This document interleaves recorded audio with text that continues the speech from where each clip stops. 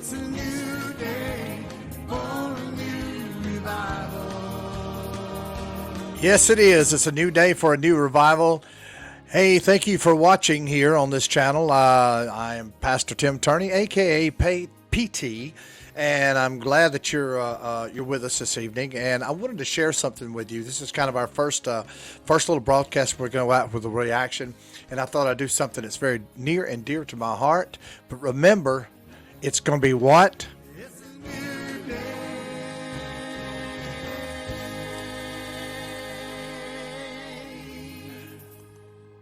That's right. It's a new day. I wanted to thank everyone that's been a part of us getting ready. We're just about ready to get started in our broadcast at our studio here in Dodge City, Alabama.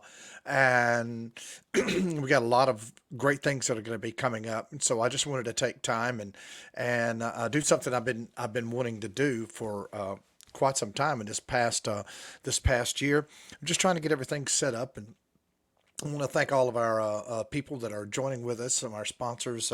Thank my wife, Lori, who is my soulmate, who's been connected with me. We've been almost 40 years been together, and now we're taking a new leap back into a different type of pastoral ministry, working here with the community.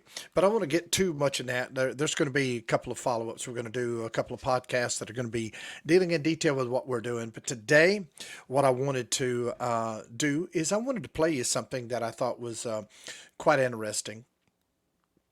And one of the reasons last night I had me a had me. Now, I had a dream, and it was kind of one of those surreal moments. You know, when you're in between sleep and awake, I think they call it mescaline. It's just right there at the middle. You're conscious of you're awake, but you know that you're still asleep. And I was walking down the hallway, and my dad, my father, he came around the corner. Of course, he's been passed away now for about two years, almost 2.5 years, and it was I could see him clearly before he had his stroke, and he had his good weight on his body. He had his beautiful white beard. He always able to grow. That man could have shaved, blow on his thumb, and have a 5 o'clock shadow within 10 seconds. I don't know how he did it. I can't do anything. I would put shaving cream on my face, and I would shave around and leave me a beautiful line here. Now I can grow a goatee, but from here to here, I can't grow anything. I mean, I let it grow for a year, and if it wasn't for mascara, you wouldn't even know it's there. So I don't know whose gene I got, but it wasn't the kind of gene I wanted. So all you guys who can blow out a beard, and especially chops, I'd love to have some chops. All right, quit chasing the rabbit. Let's get on with it. But I saw him in a dream, and it was just surreal. And I remember seeing him, and I gave him a hug, and he was just smiling away. And you know what? Then I got thinking about this song here. Cody Johnson did a song that, as a songwriter, I just thought, man, I could have wrote that song. I wished I would have wrote that song, not for the to get it out, but just know that I wrote that song because it was really touched my heart. It's called "Till You Can't."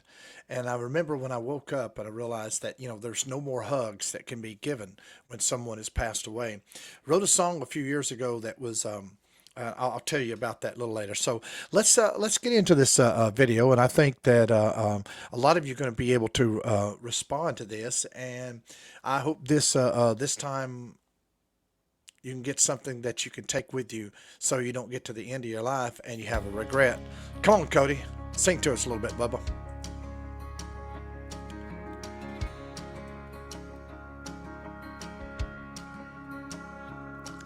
You can tell your old man you'll do some largemouth fish in another town. You just got too much on your plate to bait and cast a line. You can always put a rain check in his hand till you can't. All right. You can always put a rain check in his hand till you can't. Obviously, when you think about it, if I was in the mind of the songwriter, I'm kind of thinking back that a dad and his son that used to do a lot of fishing together when they were kids, and now that his dad maybe be retired or he's definitely older, and his son is either married, he's gone on, he's working, and his son says, "Dad, I'd love to go fishing with you again, but I just got too much on my plate, and can I give you a rain check?" If you've never heard the term rain check is something that somebody said, well, I'd like to do this, but I'll give you a rain check. That means I'm going to write. It's like having, I can't put money in your hands right now, but I'm going to write you a check and you can go cash it a little bit later. And let me tell you something that's funny. Last night, my wife and I we were at a church helping to raise some money for a local ministry here that does for suicide awareness called Cook Ministries. Look them up on Facebook and their website. They're a 501c3, great ministry and doing some great work. So we were there. We were sitting on the second pew, and there was this young lady that was in front of us. She looked like maybe she might have been 11 to 12 years of age, and so we didn't have any cash money, and my wife had a check, so she was writing a check, and I motioned for the guy. I said, "Hey, come on over here." They were fixing to leave with the bag they were taking up, and so she wrote a check out and tore it out, folded it, handed it to me. So I gave it to the guy, and I look in front of me, and this little girl, she's looking right at me. She went, "What did you just do?" I went, "Excuse me?" I said, "What did you just do?" I said, "I just gave him a check." She went, "What's a check?" I kind of looked at my wife and she looked at me and I went, a check? She said, "Yeah, what's a check?" I said, "Well, a check is something that if you don't have money, you can write out an amount and give it to someone and then they can take it to the bank or put it in their bank account and get it, or they can get it cash and they get money." She went, "You can do that?" I went, "Yeah." And she went, "Wow. How much to give them?" I said, I gave him some. And so she turned around, and as she turned around, she went, "Wow, a check." But hey, this is a new generation. And I've run into some people here in the past few years, never mailed a letter, never licked a stamp. Of course, now you don't have to lick a stamp. You just peel and stick, but never licked a stamp, never mailed one. My son, he's 24 years of age, never mailed a letter. So you know what happens. But that's you could put a rain check in his hand until you can't. You could say all these things, and I just thought that when I was with my grandson not too many days ago, I had watched a video. It was had a man and his son comes in. It has two scenarios. The child comes in around the corner of the room. The dad is on this little thing right here that can be good and can be evil. Okay. We spend so much time on this thing and it's just like it's stuck in our head.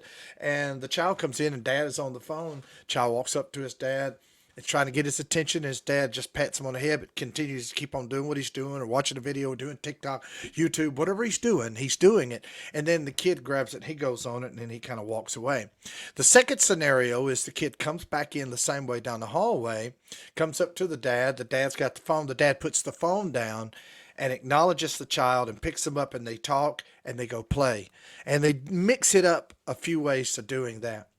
And I said that for this reason. We get so caught up in this kind of world that we forget the nuances of life. We forget the little things that really matter.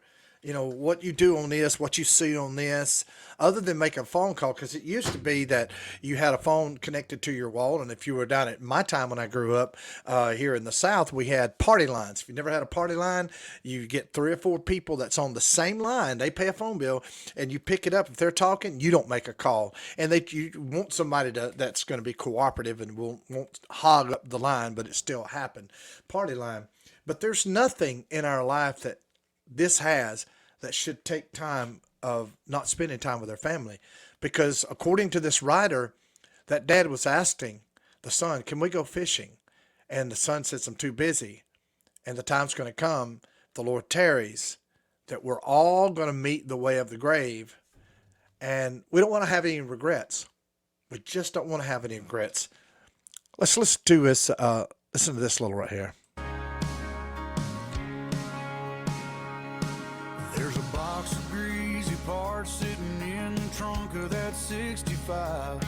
Still waiting on you and your granddad to bring it back to life. You can always get around to fixing up that Pontiac till you can't. You can always get around to doing these things until you can't. And I know there's so many, we used to call them honeydew lists, and there was a program that came on years ago. It was called Ma and Paul Kettle. I forget what the show's name was, but the characters were Ma and Paul Kettle. And Ma Kettle would always say to Paul Kettle, "I need you to do this." And he'd always say, "I'm going to do it. I'm going to get around to doing it." And it was just kind of a little side thing that, well, just ain't going to get done. And there's a second verse. Hopefully, let me just get to it right here real quickly and see if I can pull this up. Wait on love, No, I just. Where is he? just talk away. Here it is right Where here. is he? Just One of the things that I do is one of the things that I make sure that I do is when my mother calls or my wife calls or my son calls, unless I'm just hanging vicariously up and on a ladder or something that's going to cause me physical harm, I'm going to answer that call. I'm going to answer the call because you just never know. And I try to spend as much time as I can with my mother simply because I know if the Lord tarries, that I'm going to stand around her bedside and watch her leave this life. And it's going to be a hard thing. And I know that we can't keep our life from having some kind of regrets, but what we can do is not look back and say, I could have done this and I wished I'd have done this. But listen to this. phone call from your mama. Where is he? Just talk away, 'cause you'll never know how bad you wanna No, I just. till you I can't just talked to someday. him. Don't wait on tomorrow, 'cause tomorrow may not show. Say your sorries, your I love yous, 'cause man, you never know. Because, man, you never know. Say your sorries. Say I love you. Because, man, you never know. Let me land this thing, okay? Bible says that we're not promised tomorrow. The only thing we're promised is that God will keep us in his hands, that he will take care of us. And if the day comes that I leave this walk of life, which it's going to be at 110 years old, when I fell off my roof trying to fix my shingles, that's how I want to go. That's what I want to write on my epitaph. But don't wait on tomorrow, because tomorrow may not show. Say you're sorry. Say I love you. Do what you can. There's some people right now that are watching this. They have an opportunity to go out to someone. They have an opportunity to reach out to someone and say, man, I'm sorry. Whether you're right, whether you're wrong, just say I'm sorry. Just say I love you, because you don't want to live with regret. That's one of the hardest things to do, is live with regret. Make sure that you reach out, because if you've got a chance, take it. The Course says, take it while you got a chance. If you got a dream, chase it, because the dream won't chase you back. And remember, this is a little quote that I learned years ago, that dreams are only goals with a deadline. You hear that? Dreams are only goals with a deadline. Don't regret. Don't find yourself, people, don't find yourself looking back and saying, if I only, and I'm certain that I'm going to have moments where I look back, and I do today. I do at this time, that I just don't want to have regrets. I simply don't want to have any kind of regret. So remember that if you have these, if you feel this way, that is always a new day. It's always a new day, always a new day for a new revival. Always a new day for a new revival. Revive yourself. Open your eyes up, open your mind up, open your heart up, because tomorrow may not come, but the promise that you in the hands of the Lord is there. Say I love yous. Call somebody in your family. Tell them that you love them. Tell them that you want to you forgive them. They forgive you, and if they don't, at least get that off your chest.